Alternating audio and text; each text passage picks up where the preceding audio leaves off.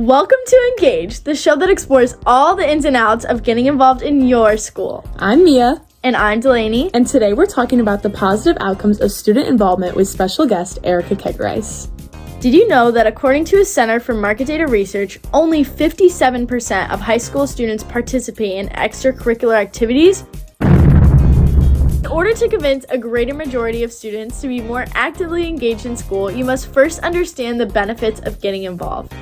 Before we dive further into this topic, we first wanted to introduce ourselves. Delaney and I have both played sports our whole lives.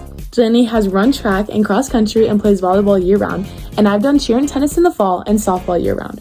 Throughout all of our commitments, we've both managed to keep our GPA over 4.0 every semester of high school.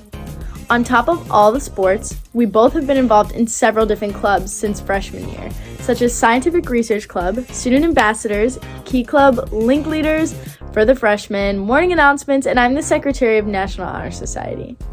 To get insight from our fellow peers, me and Delaney posted a Google form on our social media accounts asking the following questions. What school do you go to? What is your current GPA? How many sports are you in? And how many clubs are you in?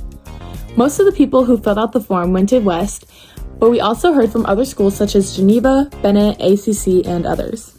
We found through the form that most students who were involved with a sport and/or club had a higher GPA.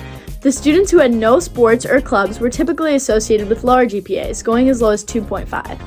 Now to take a look at this from an authoritarian perspective, we are here with our head of student activities and vice principal, Ms. Kegerice. Mrs. Kegerice took the time to get together with us to talk about student involvement. All right, so now we're here today with Ms. Kegerice, who is the assistant principal of student activities here at West Aurora, and we're going to talk to her about what student engagement means. So, Ms. Kegerice, what does student engagement mean to you? Great, thanks, Delaney. So really when I think about student engagement, I think about students and for them, what are their interests, what are their passions, and how are they connected to something here at West High? We based off engagement based off of if students are participating in a club, a sport, or if they're even connected in some type of organization. It could also be just attending events. So really, we just feel the importance of students being connected to their school and community. I completely agree. So when it's talking about how engagement and grades go hand in hand, how have you witnessed the correlation between the two? Yeah, so I am big on data.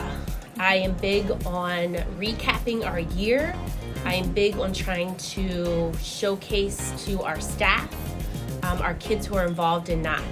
Because the data shows, just last year, we ended the year with about 73% of our students were connected in some way, shape, or form. Mm-hmm. Out of those 73% students, the average GPA was 3.14. Mm-hmm. All right, so then there is a group of kids who just aren't connected for whatever reason. And their GPA was about a 2.45. Oh, wow. So that is a pretty significant difference in those two. Big shout out to Ms. Kegerice again for this super helpful insight. Moving on, during my personal research, I found that there actually is a strong correlation between student involvement in their schools and their GPA. Surprisingly enough, the correlation is notably stronger in high school rather than in middle school.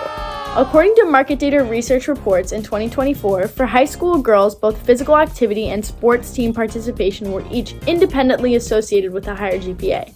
For high school girls, both physical activity and sports team participation were each independently associated with a higher GPA. For high school boys, only sports team participation was independently associated with a higher GPA. For middle school students, the positive association between physical activity and GPA could not be separated from the relationship between sports team participation and a higher GPA. In my research, I found that being physically active does help to increase your grade point average. Being physically active helps with your memory and learning. And it turns out my experience is backed by research. In 2008, Nelson and Gordon Larson analyzed results from the U.S. National Longitudinal Study of Adolescents' Health. They observed that adolescents who were active in school were more likely to have high grades. A cross-sectional study of suburban high school seniors, 52 girls and 37 boys, found that the more active group had higher GPA. Students in the high band showed a positive link between GPA and physical activity participation, whereas students in the low band showed a negative relationship between physical activity participation and GPA. Oh, interesting. Although it may be hard to manage physical activities and school, YouTuber Nico Katsuyoshi, a college athlete attending Harvard University, gave his insight about how he's managed work, school, and athletics. So Mia, tell me, what have you learned from this student? Yeah, so I found Nico's video very helpful. What worked best for him was focusing on what to prioritize and when. He used a triangle to help him. You could only prioritize 2 parts of a triangle at once. Depending on what was more important at the time is what he prioritized.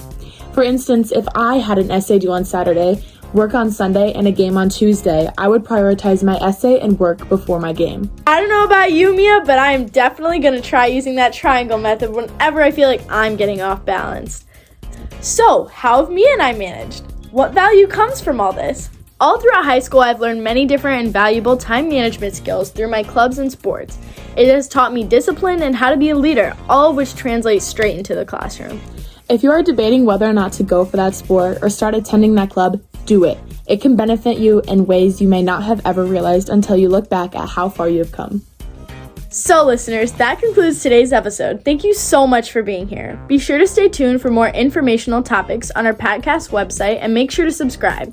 We hope you can spread our message to be the change and stay engaged.